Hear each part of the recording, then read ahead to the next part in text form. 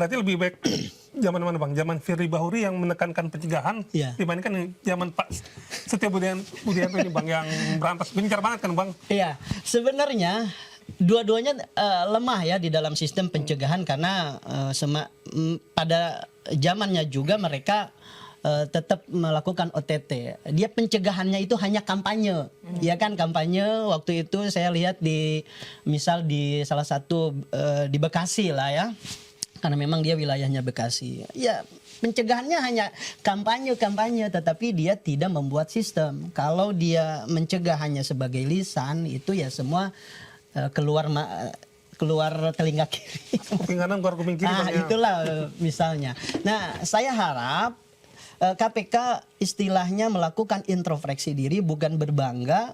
Harusnya bagaimana ini kok harusnya sadar. Ini kenapa keberadaan kami ini tidak membuat efek jera.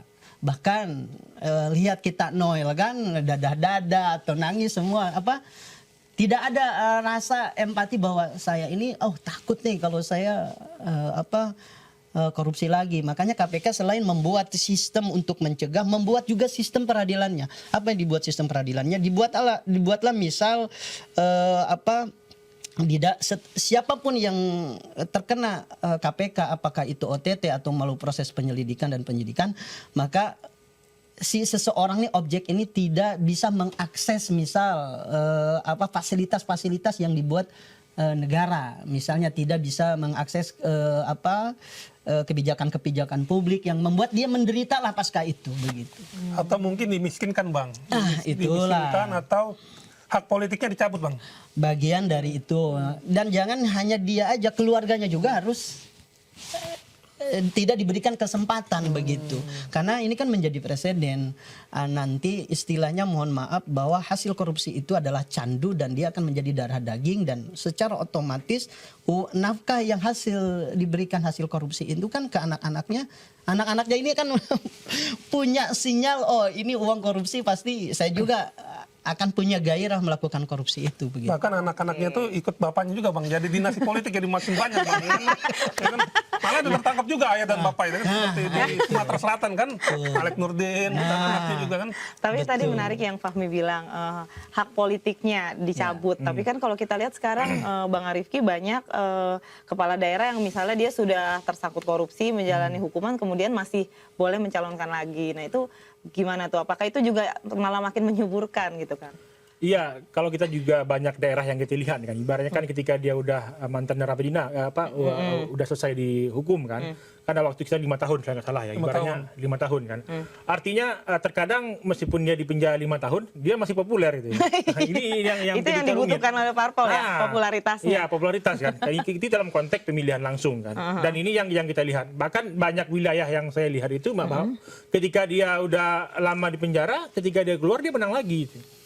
Iya, bahkan ternyata itu juga ada faktor. Kenapa tuh masyarakat kita artinya memang tidak peduli gitu dengan statusnya, yang penting terkenal atau gimana? Ya pertama mungkin terkenal, dan dia juga punya modal kultural juga kan. Mungkin apa di daerah itu dia punya jabatan datuk, mungkin kepala apa, ini juga mempengaruhi juga sebenarnya kan. Atau mungkin ulama. Bahaya juga ya. Ini kan juga mempengaruhi kan. Bahkan ternyata memang persepsi masyarakat terhadap pemimpin ini kan juga banyak variabel juga. Ya meskipun mereka itu membutuhkan uang atau mungkin menerima putih uang di waktu di hari pemilihan, tapi kan juga mereka itu menyukai pemimpin kan juga banyak faktor. Mungkin faktor keturunan, faktor kedekatan dengan kultural adat, atau mungkin dia memang melengkapi semua selera publik bahwa dia pemimpin. Maka saya rasa memang isu-isu tentang bagaimana persepsi korupsi yang berkembang di masyarakat itu berbeda apa yang dimainkan oleh penegak hukum. Bahkan mungkin kita mengharapkan ketika mungkin orang selesai mungkin budaya malu yang mungkin nggak hilang, ketika udah di penjara 5 tahun lalu keluar lagi, ternyata masyarakat mengharapkan, mungkin mendorong Bapak maju lagi, kita rindu Bapak. Rindu ini kan juga banyak variabel. Mungkin waktu dia memimpin, mereka itu memberikan keuntungan juga kepada masyarakat, mungkin kepada yang lainnya, mungkin dipermudah ini, dipermudah itu. Ternyata di belakang layar juga dia melakukan korupsi kan. Maka masyarakat tutup mata juga dengan hal itu. Maka ketika dia ternyata orang yang menggantikan dia itu di luar harapan. Maka ketika dia keluar dari penjara, maka orang berharap dia kembali lagi terpilih sebagai kepala daerah. Maka ini yang saya rasa ini adalah warning dari masyarakat pun juga nggak ada, bahwa ketika ada kepala daerah yang korupsi tertangkap, kita selesai dengan dia. Kita harus memilih yang baru dan jujur. Terkadang ini yang memang secara budaya putih kita masih pelan-pelan belajar ke depannya begitu, Mbak. Tapi kalau misalnya dipaksa untuk tidak mencalonkan lagi lewat sebuah undang-undang atau aturan yang tidak membolehkan mereka yang pernah tersangkut korupsi untuk mencalonkan lagi, artinya kan mau masyarakat berharap pun tidak bisa dong gitu. Ya karena ini memang harapannya mungkin di waktu diberi itu 5 tahun kan. Ternyata memang partai politik pun juga realitas juga kan. Harusnya jangan 5 tahun selamanya gitu. Ya makanya bagi partai politik tentu dia juga, karena kan partai politik kan juga isinya politisi juga kan. Iya. Kan nggak mungkin juga membuat aturan yang mempersulit dia kan. Kita tuh dia akan berusaha bagaimana membuat aturan yang mempermudah Yang fleksibel, kan. Nah, yang fleksibel yang menguntungkan. Jadi 5 kan? tahun aja. Nah, Habis 5 itu tahun orang, aja. mungkin perkiraannya 5 tahun orang lupa. Nah, orang lupa kan. Dah. Dan yang kedua, memang masa kayaknya pelupa. Bukan pelupa pelupa udah lagi. maaf. Iya, betul. Iya. Mungkin ada orang yang mungkin yang korupsi ya, ini ketika udah tahun depan lupa lagi kan. Makanya mungkin budaya pelupa masyarakat Indonesia juga menguntungkan bagi politisi untuk selalu berjanji meskipun nggak pernah dilakukan. Nggak pernah ditepati ya. Oke. Nah kalau Mas Ali sendiri nih, ini kan kalau kita lihat kan KPK nih seringkali melakukan OTT ya. Iya. Tipikalnya memang OTT. Nah tapi ketika nanti diproses, terkadang nanti di persidangan bisa bebas atau hukumannya ternyata tidak berat gitu. Karena apakah OTT ini sebenarnya efektif nggak sih untuk menghukum para koruptor ini, atau sebaiknya lewat pembuktian yang kuat dulu gitu? Baik. Ya, kembali lagi kepada, saya akan berbicara tentang sistem, karena ini yang harus didorong kepada KPK. Sebenarnya efektif atau tidaknya itu pertama adalah melihat dari keseriusan sistem yang dibuat oleh KPK. Misal KPK kan penyidik, jaksanya itu kan dari KPK. Nah, bagaimana kalau dia melihat tidak ada efek jera? Yang tadi kata Kak siapa namanya? Putri. Kak Putri itu bilang ini pas diputus ringan. Nah, inilah tidak ada kesesuaian antara di dalam penindakan, penuntutan dan juga putusan. Nah, harusnya KPK ini dilengkapi lagi, selain memiliki penyidiknya, penuntutnya, maka si pemutusnya, hakimnya itu juga harus di brainwash atau di screening otaknya sama KPK bahwa jangan sekali-kali kita orang yang sudah istilahnya diproses sama KPK ini dihukum ringan. Nah, selama ini coba lihat, mohon maaf sampai sekarang ya dalam tanda kutip misal ya seperti kasusnya Tom Lembong, Hasto, dan yang sekarang yang sudah disidik sama KPK semua diberikanlah pembebasan, begitu kan.